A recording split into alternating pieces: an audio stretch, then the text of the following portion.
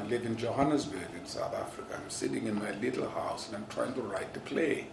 And all I wanted really was to put it at the Market Theatre. And if I was lucky to get Antony Sher to agree to take a break from his busy schedule, come to Johannesburg and do the play with me. And then suddenly, through his efforts and Greg, the artistic director, I end up being part of the 2019 Royal Shakespeare Company season. My God, I wanted to frame that little pamphlet. I've showed everybody, look. And then, of course, we go back to South Africa, and suddenly we're going to the West End. I think I'm spinning around, I'm on cloud nine. I'm just thinking, this can't happen. Look, it's unbelievable. I first worked with Tony in Hello and Goodbye for the Royal Shakespeare Company. It was the first. I knew him when I was a kid. We knew each other and we used to appear in our Stedfords together, and he always won the prize and I came second. But and then we actually did Hello and Goodbye together. We did Broken Glass together. What else have we done? And of course, The Tempest, with him playing Prospero.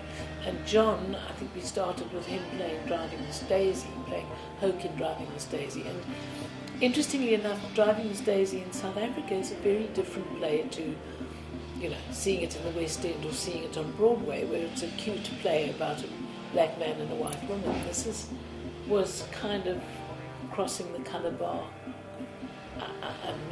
Not legal in a way, so it became a much more political play in South Africa. Anyway, so that was that, and then we John and I worked together at the Market for a long time, and then Prospero and Caliban came up, and so we worked together on that. And I've also done all of John's plays. I've worked with him from the beginning once he's presented a script. I have a very thick black pen. Actually, it's The Tempest that started this trouble. It was in 2009, we were having coffee in a bar with Greg Doran and Tony, and I said, Tony, I have an idea, because I felt that I didn't have enough time to gnaw at each other as actors, and I always wanted to work with Tony. And Tempest was fun. I was Caliban, and there was a Prosper, and there were also a lot of other people around, who were messing up our relationship. So I promised him that I'm going to write a two-hander. It's about this guy who has to be looked after by another actor or nurse or whatever. That time I wasn't sure. 10 years later, 2018, from 2009, I finally sat down and wrote the play. It's a human relationship play, and it's coming from South Africa. It's about two people from very different backgrounds with very different ways of thinking about life. One not very politicized, but politicized enough to have felt what it's like to grow up as a black man in South Africa, and one who grew up as a white person with very little consciousness of the problems of apartheid.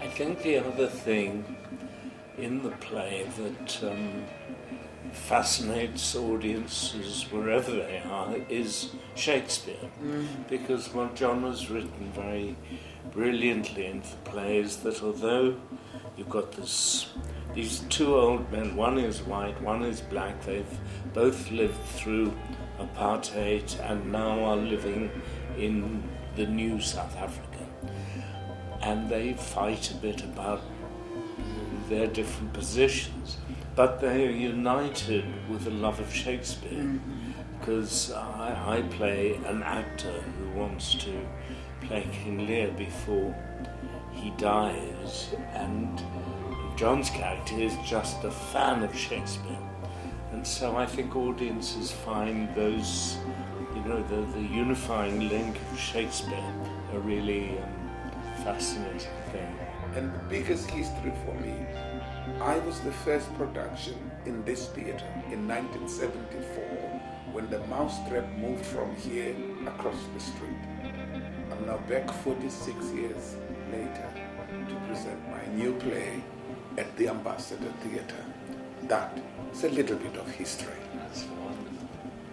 The humanity of the play is the first time I read it, that's the thing that really grabbed me and moved me and amused me, because there's some great humour in it and there's pain in it, and I think people enjoy stories, plays where they can identify with the characters, and we all know two old men like these two who both think they know better than the other, and you go on a journey with them, and people enjoy those kind of journeys.